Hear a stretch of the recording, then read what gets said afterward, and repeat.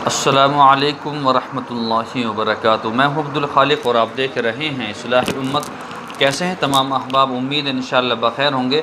बहुत दिनों से बहुत सारे हजरात और मेरे दोस्त जो हैं वो फरमाइश कर रहे थे कोई ऐसा नुस्खा बतलाइए जिससे शुगर के मुतालिक जो है वो शुगर में जो शुगर है उसको कंट्रोल कर सके, उसको ख़त्म कर सके है। बहुत सारे हजरात को अलग अलग मैंने नुस्खे बतलाए हैं, ठीक है, और लोग उससे इस्तिफ़ादा कर रहे हैं। और बहुत सारे हजरात हैं वो जो मैसेज भी करते हैं, कॉल भी करते हैं और पूछते हैं। तो तमाम हजरात से मैं इंशाअल्लाह गुफ्तगू करूँगा उसी के मुतालिक। आपसे दरख्वास्त ये है कि आप गौर के साथ में सुनें।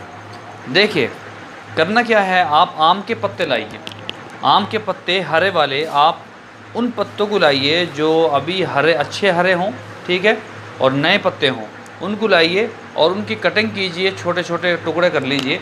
उसके बाद में आपको करना क्या है, आपको उनको उबालना है, ठीक है। आधा गिलास पानी में 7 पत्ते लाना है, आधा गिलास पानी में उबालना है। उबालने के बाद उसी पानी में उन पत्तों को छोड़ देना, पूरी रात ऐसे रहने देना, और सुबह आप जो है नहार मुँह उसको पानी को पी लें, इंशाअल्लाह बहुत फ़ायदा होगा। ये पहला नंबर है। दूसरा नंबर आप हजरात को बतलाता हूँ। दूसरा नंबर ये है कि हरे पत्तों को लाइए, उनकी चटनी बनाइए, ठीक है।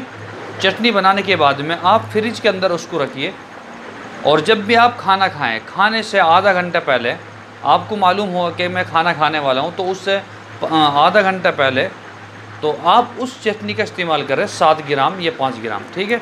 दूसरा तरीका तो ये है। अब आइए सूखे जो पत्ते होते हैं आम के, अब उसका इस्तेमाल मैं आप हजरात को बतलाता हूँ। देखिए जो आम के पत्ते होते हैं, आम के पेड़ के नीचे जो पत्ते पड़े हुए होते हैं सूखे, आप उनको मंगाइए और उसको सफ़ूफ बना लीजिए, पाउडर बना लीजिए। पाउडर बनाने के बाद में आप उसको दिन के अंदर दिन में 3 बार, यानी कि सुबह को नाश्ते से 15-20 मिनट पहले, और दोपहर को इसी तरह से खाना खाने से आधा 15-20 मिनट पहले, और शाम को असर के वक्त 3 बार इस्तेमाल करें, 7 ग्राम। एक तरीका ये है। दूसरा तरीका ये है, उसका आप सफ़ूफ बना लीजिए।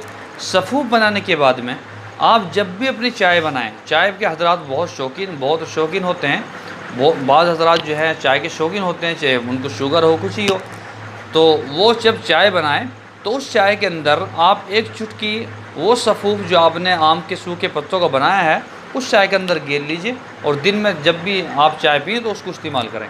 इंशाअल्लाह सुम्मा इंशाअल्लाह आपकी शुगर कंट्रोल भी होगी, ब्लड प्रेशर भी कंट्रोल होगा, पैरों में जो जलन होती है, पिंडलियों में और कंधों में जो दर्द होता है वो भी ख़त्म होगा। और अगर आप इसको शेयर करेंगे, दूसरों तक पहुंचाएंगे, तो नामा आमाल में बढ़ोतरी भी होगी, ठीक है।